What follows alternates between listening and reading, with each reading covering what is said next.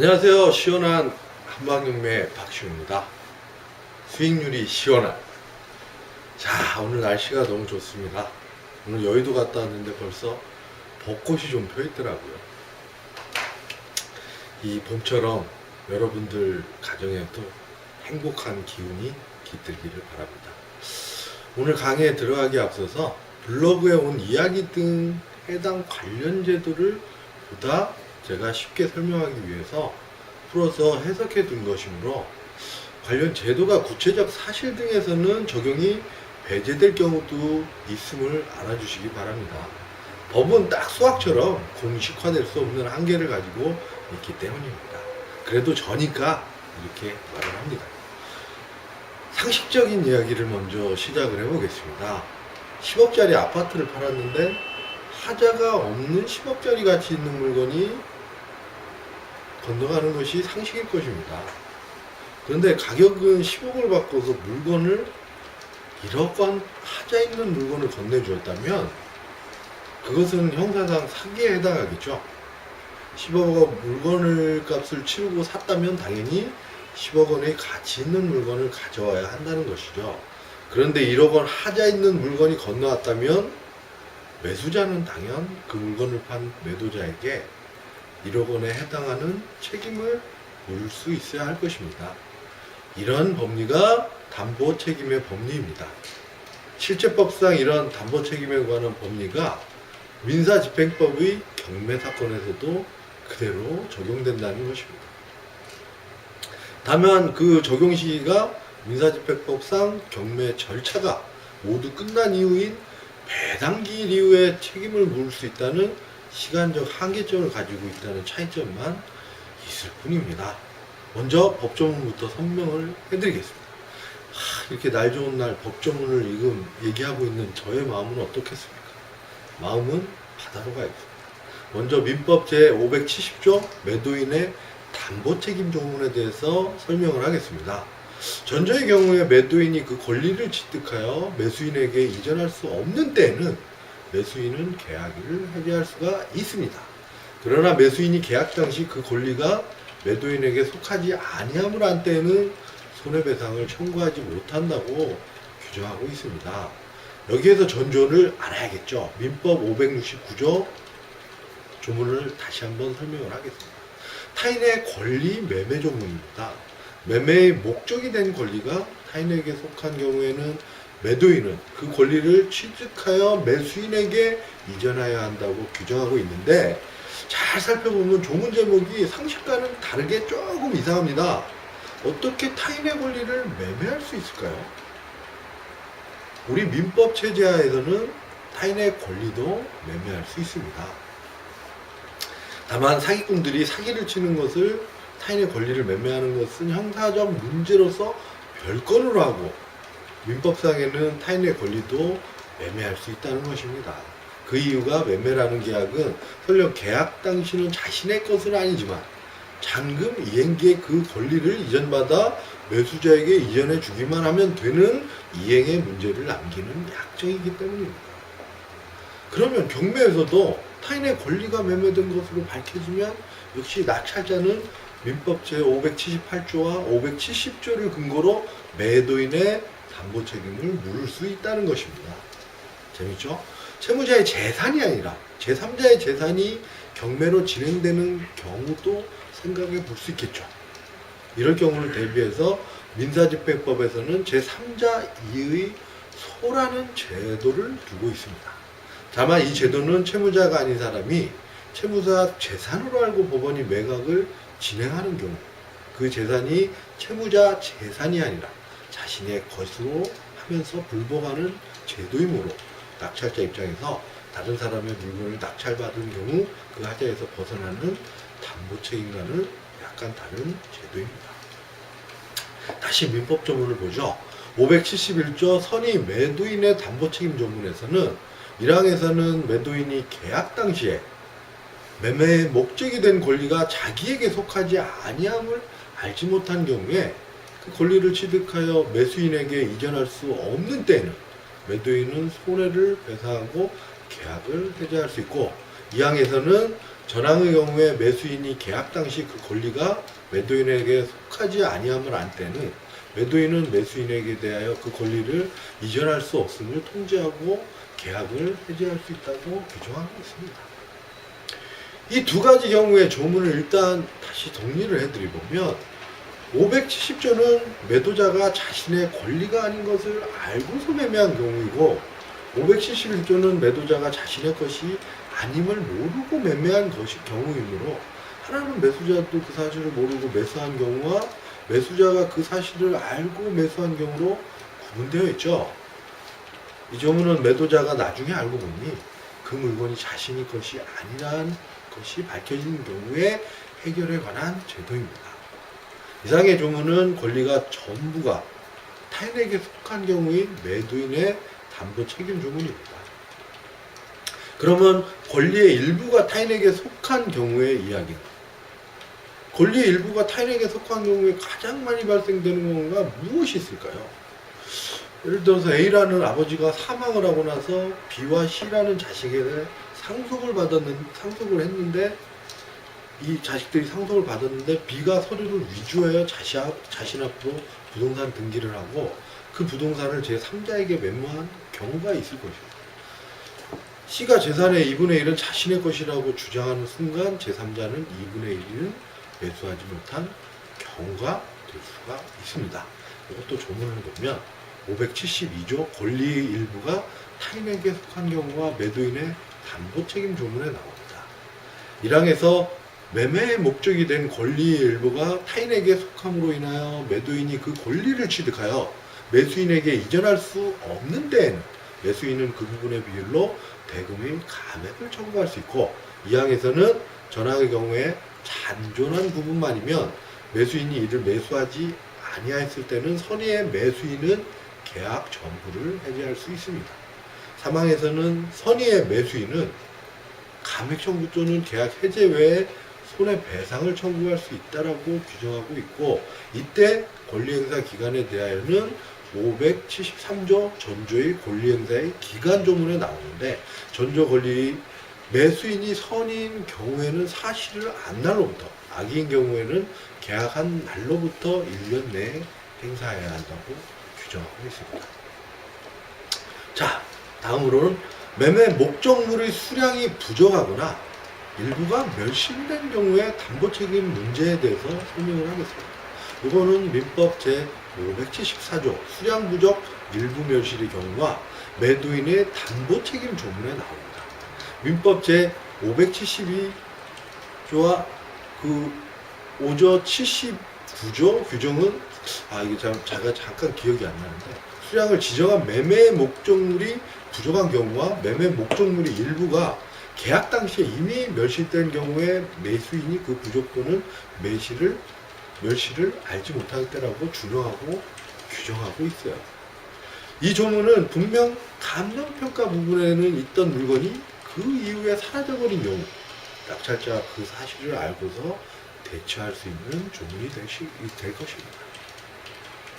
자, 다음에는 경매에서 가장 많이 발생할 수 있는 부분에 대한 제한 물건이 있는 경우의 담보책임 문제입니다. 이것도 조문을 먼저 봐야 돼요. 575조 제한 물건이 있는 경우와 매도인의 담보책임 조문입니다. 1항에는 매매의 목적물이 지상권, 지역권, 전세권, 질권 또는 유치권의 목적이 된 경우에 매수인이 이를 알지 못한 때에는 이로 인해서 계약의 목적을 달성할 수 없는 경우에 한하여 매수인은 계약을 해지할 수가 있습니다.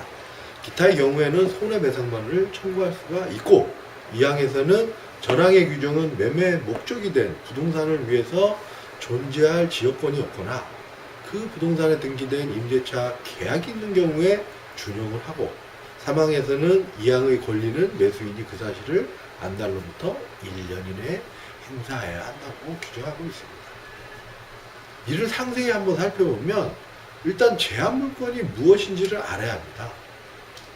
민법상 물건의 종류에는 먼저 점유권과 소유권으로 구분하고 소유권을 제한하는 제한 물건은 다시 용익 물건과 담보 물건으로 구분하고 용익물권은 지상권, 지역권, 전세권으로 구분하고 담보물권은 유치권, 질권, 저당권으로 구분하고 있습니다. 이상 물권에서 부동산과 등기가 관련된 것은 소유권, 지상권, 지역권, 전세권, 저당권이죠. 이거 제가 여러 번 설명했습니다.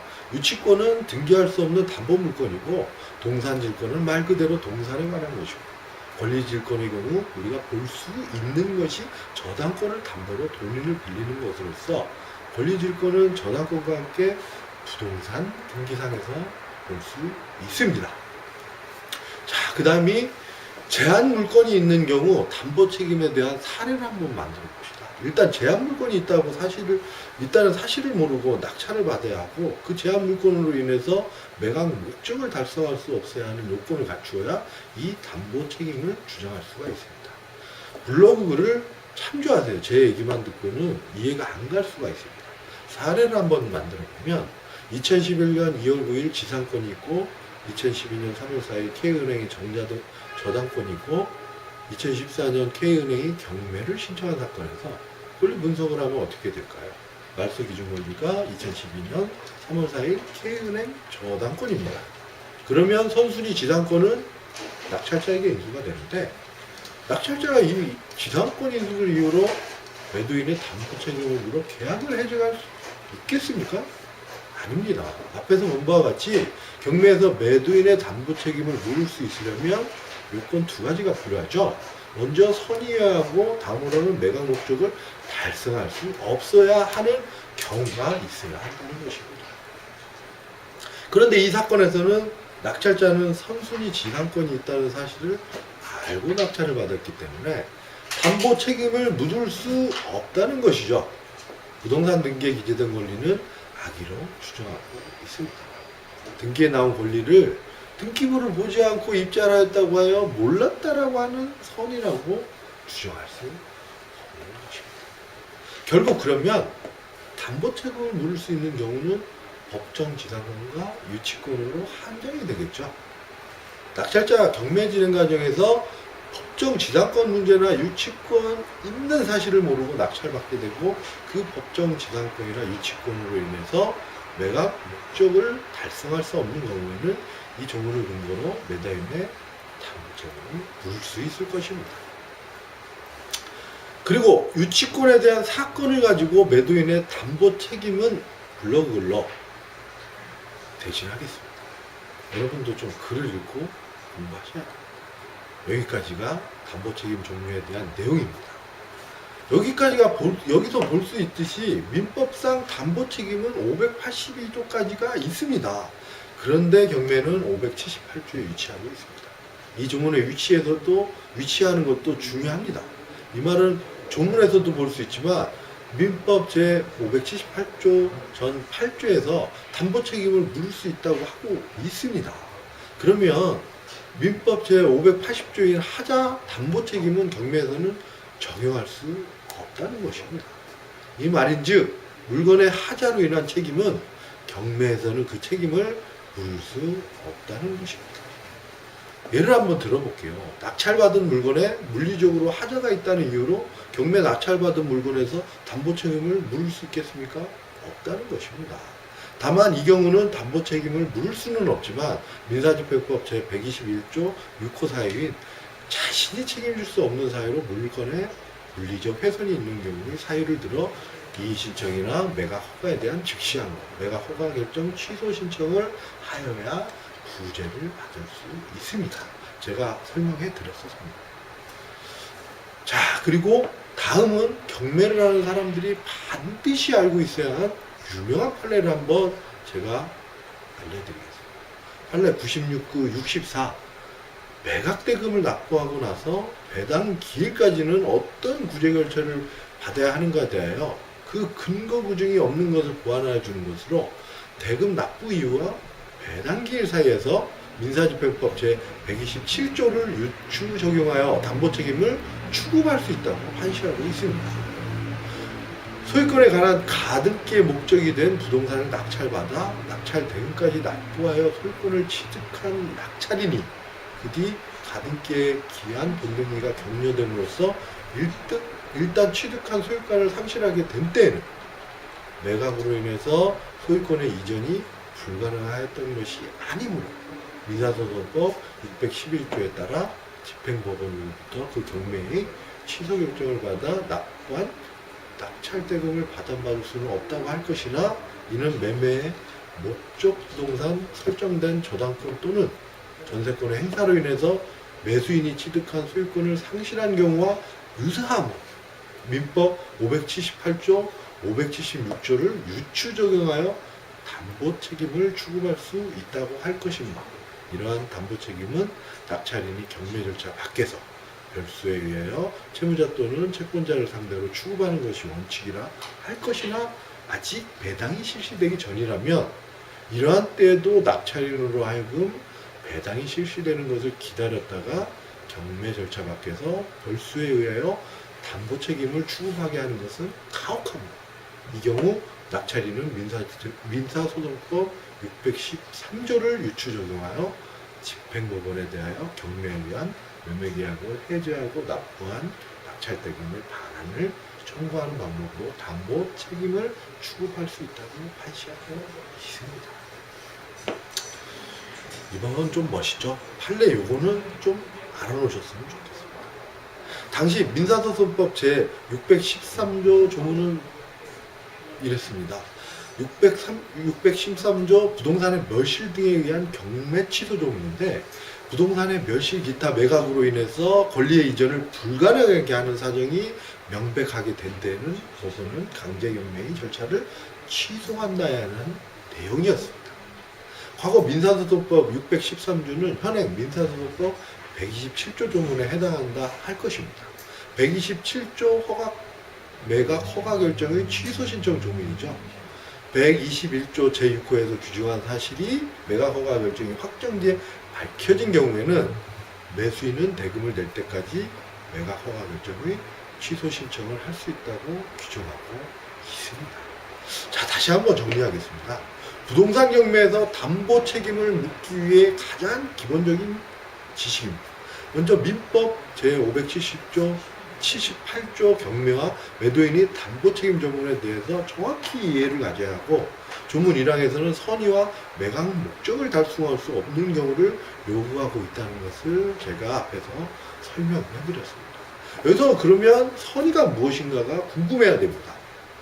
그런 사실이 있다는 사실을 몰라야 한다는 것이죠.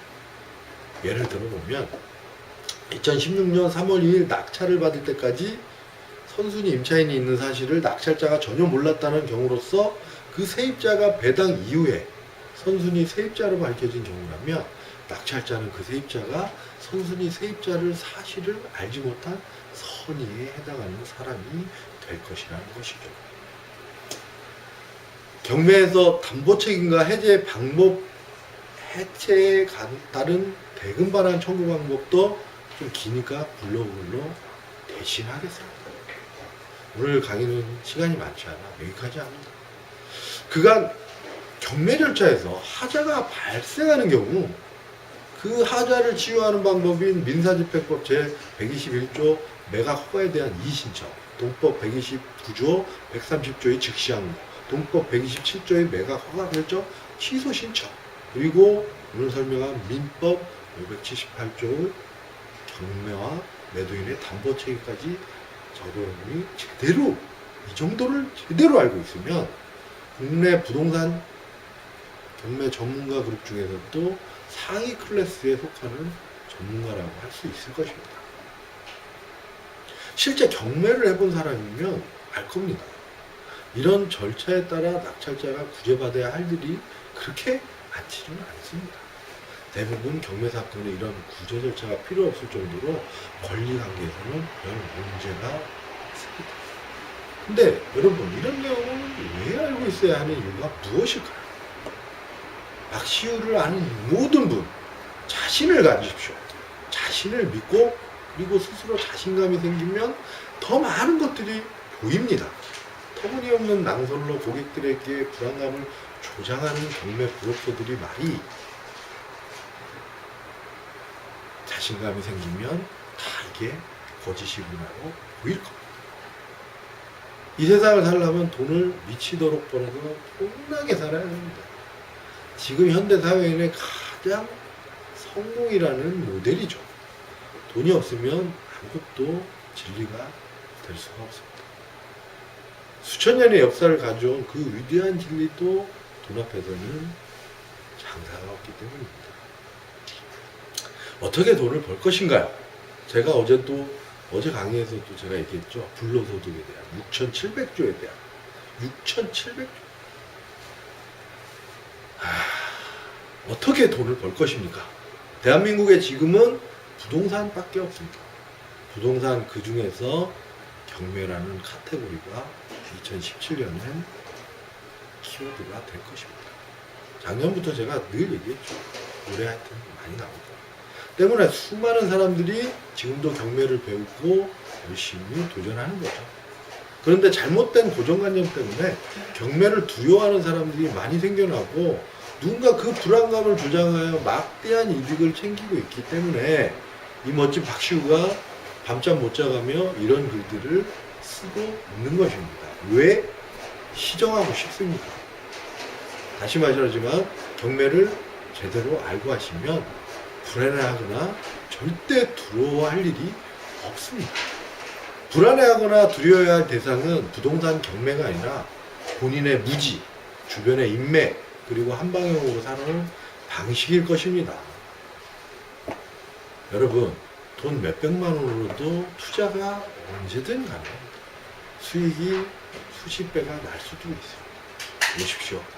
박시우에게 길을 열어드리겠습니다. 오늘 날씨가 너무 좋아서 건강한 모습으로 이 인사하기 전에 주변의 공원 산책도 한번 나가보시는 여유를 가지시기 바랍니다. 건강한 모습으로 내일 다시 뵙겠습니다. 감사합니다.